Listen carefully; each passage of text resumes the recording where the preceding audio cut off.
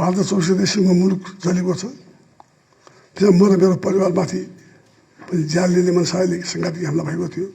घरमा तोडफोड लुटपाट आगजनी गरेर सुरक्षाकर्मी घन्टौँसम्म अथक प्रयासपछि हामीलाई उद्धार गरेको थियो। तर मेरो परिवारले कस्तो त्रासदीपूर्ण भौगोलिक आक्रमणको सामना गर्नु पर्यो तपाईँहरू जानकार नै हुनुहुन्छ। मेरो घरको भिडियोको बनेको झुटा प्रहसन प्रचार छ। यो फेक भिडियो बनाएर चाहिँ नि यो धेरै पहिले काम गरेको भिडियो के अरे फेक भिडियो बनाएर मेरो खिलाफमा चाहिँ चरित्र गर्ने काम भएको कुरा अहिले सामाजिक सञ्जाल र विदेशी उसमा पनि आइसकेको छ। र यो मेरो जस्तो अरू देशको भिडियोबाट चोरेर तानेर ल्याएर मेरोमा हालिदिएछ। मलाई देखाएको थियो त्यो एउटा आएको छ के नाम त्यो के एआई। मैले छोटो समयका लागि भए पनि 5 पल्ट प्रधानमन्त्री अवसर पाएँ। 5 पल्ट प्रधानमन्त्रीमा करिब एक कार्यकालका समय थियो। करिब एक कार्यकालको समय थियो। त्यहाँसम्म पनि अधिकांश चुनावी सरकारको नेतृत्व गरेको थिएँ। तर पनि मैले कतिपय क्षेत्रको सुधारका कोसिस हुन काम गरेको तपाईँहरूलाई अवगत नै छ। प्रधानमन्त्री र पार्टी सभापतिको रूपमा काम गर्दा केही कमी कमजोरी भयो होला। तर मैले सबभन्दा नेपाली जनतालाई जनतालाई र पार्टीलाई केन्द्रमा राखेर काम गरेँ। केन्द्रीय कार्य समितिको निर्णयहरू सबै सर्वसम्मत भएका छन्। मेरो स्वास्थ्य कारणले पार्टीको उपसभापति प्रभात खड्कालाई कार्यवाहक सभापतिको रूपमा काम गर्ने जिम्मेवारी तोकेको छु। मुलुकमा सङ्कट आएको बेला त्यसको निकास पनि नेपाली काङ्ग्रेसले दिने गरेको विगतका इतिहासहरू आत्मसात गर्दै सबै राजनीतिक दललाई एकमत बनाउनेतर्फ अघि बढौँ। साथीहरू, तपाईँलाई थाहा छ म किशोर अवस्थादेखि नै देशको राष्ट्रियता, लोकतन्त्र, विधिको शासनलाई जीवन पर्यन्त सङ्घर्ष गरेको व्यक्ति हुँ। म लोकतन्त्रका निम्ति राजनीतिमा हमेसा अहिले जस्तो सरल र सहज अवस्था पनि थिएन। धेरै खालका दुःख कष्ट जेल नेल खाएर आएको व्यक्ति हुँ। सांसद, मन्त्री, प्रधानमन्त्री वा नेपाली काङ्ग्रेस सभापति हुने धेरैका साथ राजनीतिमा लागेको पनि होइन। मन वचन कर्ममा एकै उद्देश्य थियो, राष्ट्रियता, लोकतन्त्र। मुलुकमा लोकतन्त्र स्थापनाका कारण साथीहरूको स्नेह समर्थनको विभिन्न राजकीय पद प्राप्त गरेको हुँ। मैले राजनीतिमा निकै आरोह अवरोह हेरेको छु। देशमा सङ्कट उत्पन्न हुँदा सदैव जनताका पक्षमा जनता साथ उभिएको छु। अझै जीवन रहलासम्म देश र जनताका लागि समर्पित रहनेछु। मैले सदैव राष्ट्रिय साथीहरूबाट अपार माया स्नेह समर्थन प्राप्त गरेको छु। साथीहरूप्रति पनि मेरो निकै प्रेमपूर्ण समर्थन छ, प्रेम भाव र समर्थन छ। मैले नेपाली काङ्ग्रेसलाई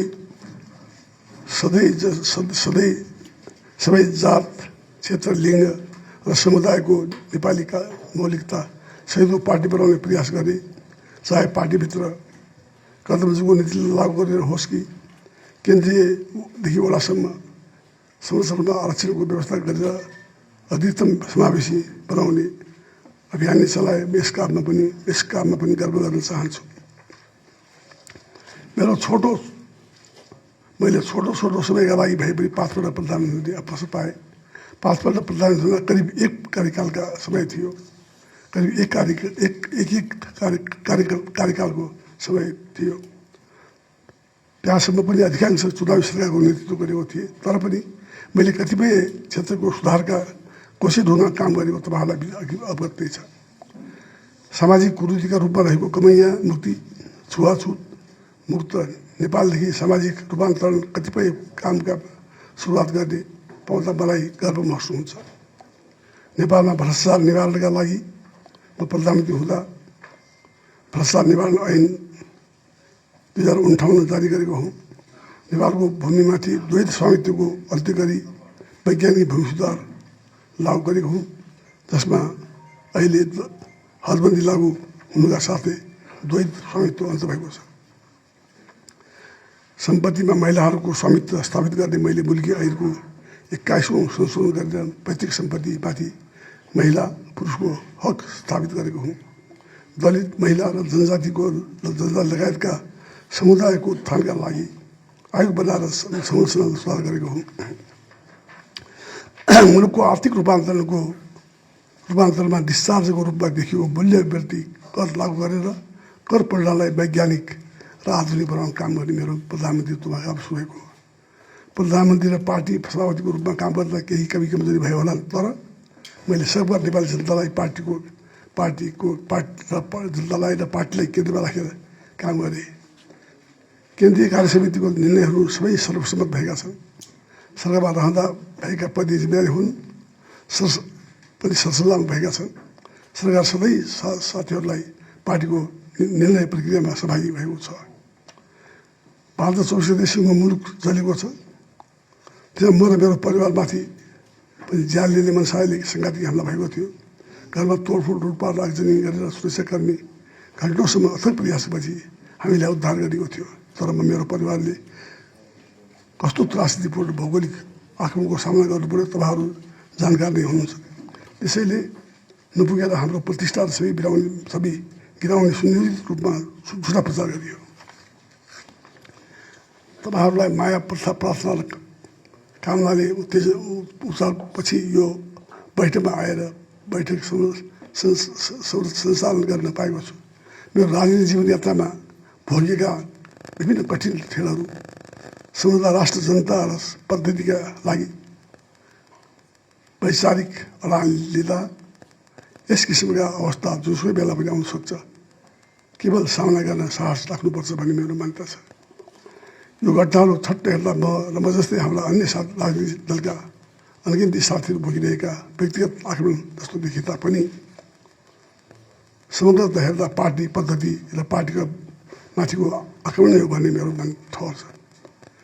म यो बैठकबाट आक्रमणकारीहरूको कब्जाबाट हामीलाई बचाउने घटनास्थलका सुरक्षाकर्मी र शुभचिन्तकलाई हृदयदेखि धन्यवाद दिन चाहन्छु। हाम्रो पार्टीको यो आगामी बैठक समसामयिक अवस्थाको ठोस निर्णय गरी देशलाई उचित निगाह दिने अवस्थामा पुग्नेछ भन्ने मेरो विश्वास छ। काङ्ग्रेसको आगामी एकताबद्ध भएर देश अगाडि बढ्नुपर्छ र उपस्थित चुनौतीको सामना गर्नुपर्छ। राष्ट्र लोकतान्त्रिक शासन पद्धति गम्भीर सङ्कटमा परेको यस घडीमा पार्टीभित्र एकता कायम राख्नु परेको छ। यसलाई ध्यानमा राखी हामी पार्टीको विधान अनुसार तोकिएको समयमा 15औं महाधिवेशन सम्पन्न गर्ने विधानमा केन्द्रीय समितिले गम्भीर छलफल गरी आवश्यक निर्णय गर्नेछ। देशमा विद्यमान राजनीतिक परिस्थितिको मूल्याङ्कन गरी निकासका लागि आवश्यकता अनुसार अन्य राजनीतिक दलहरूसँग पनि वार्ता संवाद गर्नुपर्छ।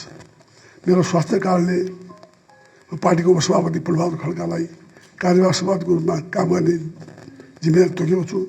उहाँले पार्टीको विशेष रूपमा काम गर्नुहुन्छ मेरो विश्वास छ। जय नेपाल। र अन्तमा साथीहरूलाई एउटा कुरा के भन्न चाहन्छु भनेदेखिलाई यो फेक भिडियो छ नि, जो मेरो घरको भिडियोको बनेको झुटा कुराहरू छ नि, प्रचार छ, यो फेक भिडियो बनाएर चाहिँ नि यो धेरै पहिले काम गरेको भिडियो के अरे फेक भिडियो बनाएर मेरो खिलाफमा चाहिँ षड्यन्त्र गर्ने काम भएको कुरा अहिले सामाजिक सञ्जाल र विदेशी उसमा पनि आइसकेको छ। र यो मेरो जस्तो बेरोजगारी अरू देशको भिडियोबाट चोरेर तानेर ल्याएर मेरोमा हालिदिएछ।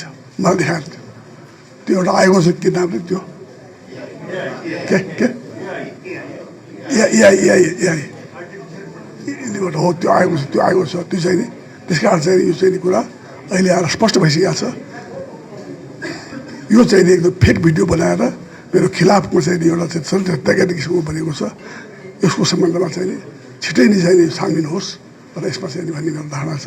र अन्तमा साथीहरूलाई धन्यवाद दिँदै म चाहिँ नि मलाई अब समय पनि छैन, मलाई चाहिँ अब यो अलिकति अहिले पनि यो भन्ने कुरा छैन, अलिकति चक्कर लगाउने किसिमको छ मेरो चाहिँ यो त्यसैले चाहिँ म चाहिँ धेरै बेर बस्छु थिइनँ, माफ गर्नु।